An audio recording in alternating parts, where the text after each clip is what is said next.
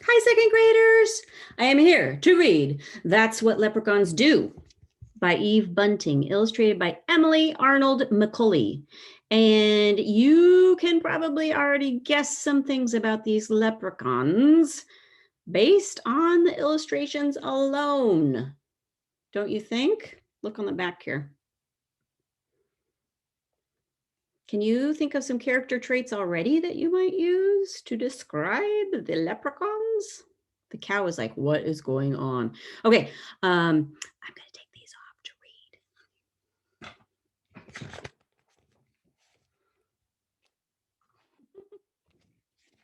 That's what leprechauns do.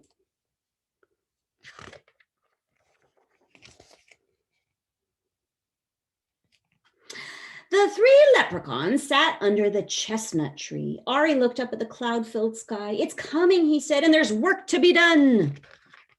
What's coming? Boo and Cole put on their red shoes and their caps and strapped their packs to their backs. We're ready, Boo said, but why is it always us that has to put the pot of gold at the end of the rainbow? Especially since not a single soul ever finds it, Cole added. Ari looked from one of them to the other. Don't be asking, he said. It's leprechaun duty, so it is. And fellows, remember, it's coming, so there will be no time for mischief along the way. They walked in a line, the one in front of the other and the other one behind. No mischief along the way, they chanted.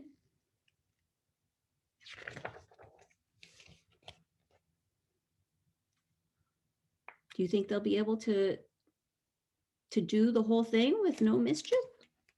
But when they got to Ballybunion Farm, they saw Mrs. Ballybunion's cow, Pansy, standing in the field. Ari whipped out the little bottle of red paint he kept in his backpack for leprechaun business, and he ran across to Pansy. Stand still, my lovely, he told her, and he painted her hooves scarlet red. What do you think Pansy thinks about that? Now, what do you think Pansy thinks about that? Pansy looked down. Oh, pretty, she said. Imagine Mrs. Ballybunion's face when she comes to milk you, Ari shouted. He and Boo and Cole rolled over and over in the grass laughing.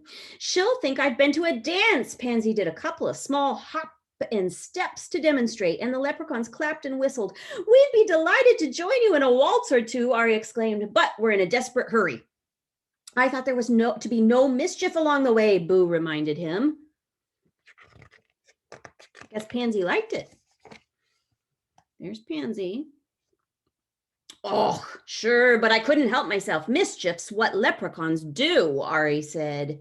Along with our more important duties, he glanced up at the tatters of clouds in the sky. And we'd better not delay, for we've delayed enough already. But as they were passing old Jamie Bradley's house, they saw Jamie's gray woolen long johns spread out to dry on his hawthorn hedge. Long johns are like long underwear, like a kind of a sort of like almost like pajamas that you wear under your other clothes to keep warm, sort of. The leprechauns looked at each other and grinned. Quick as a cat pounce, they ran across the hedge and stood one on top of the other and the other on top of him, and Ari reached up and tied the two long john legs together in a tight knot. They almost fell off each other. They laughed so hard. It would be great altogether to stay and watch old Jamie trying to put his legs into those, Boo said, but it will be a month of Sundays before they're dry, and we've got no time to waste. They're having a hard time staying focused. They took a few minutes to somersault across Liam McGabe's garden. There was a yellow tennis ball in the middle of the road, and they rolled it along with them as they went. Mrs. Maud Murphy's hen, Birdie, clucked at them from behind her gate. Birdie, Ari said, would you do us a favor? Could we trundle this ball up to your nest, and could you sit on it for us? It'll be a great joke on Miss Maud Murphy when she comes to gather your eggs.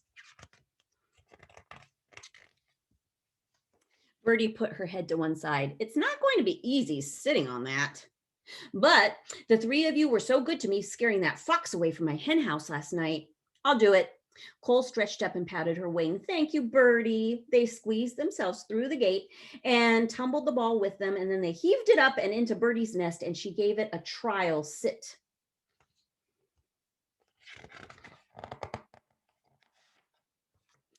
I'll be sore underneath myself for a week, she grumbled, but the thought of Miss Maud Murphy's face when she sees I've laid a yellow ball will be worth it.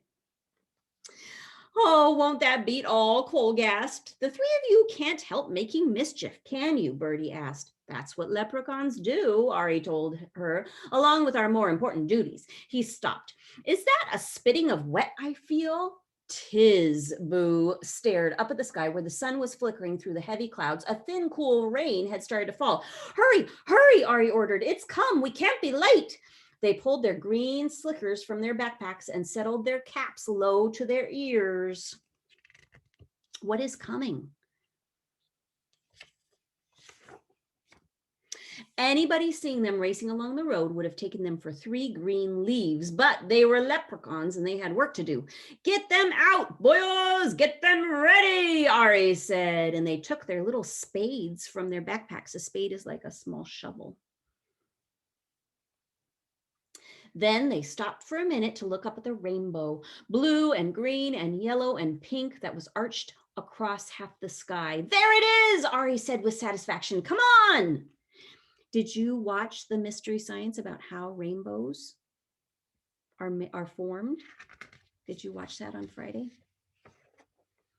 They dashed across Patty Whacker's bog, found the place where they kept the pot of gold buried for just such a rainbow occasion, and dug it up. Ari stood in the middle of the bog. Here, he said. The three of them placed the pot of glittering gold in just the right spot and watched the rainbow curve itself all the way down until it ended on top of the pot. The leprechauns settled themselves to wait. They tootled some grass stalk music, threw raindrops at each other, and ate the rose hips they'd brought for snacks. They waited long, but nobody came. Once again, nobody came. You would think somebody would find it, Cole complained. Somebody will, someday, Ari said. Maybe we should put up a sign, Boo suggested. Pot of gold, this way. No, Ari said, that's not how it's done. There's a bit of magic to the finding and a bit of luck and a bit of imagination too. That gold's waiting for just the right person.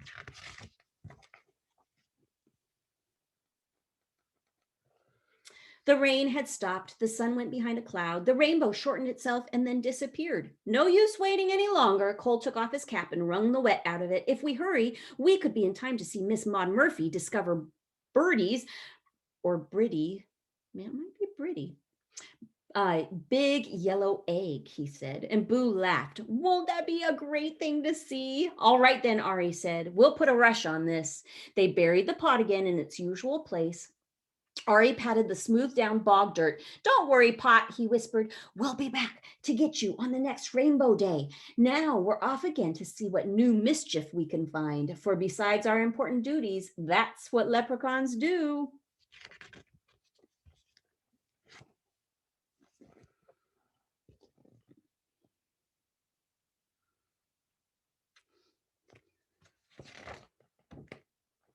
And there's an afterword.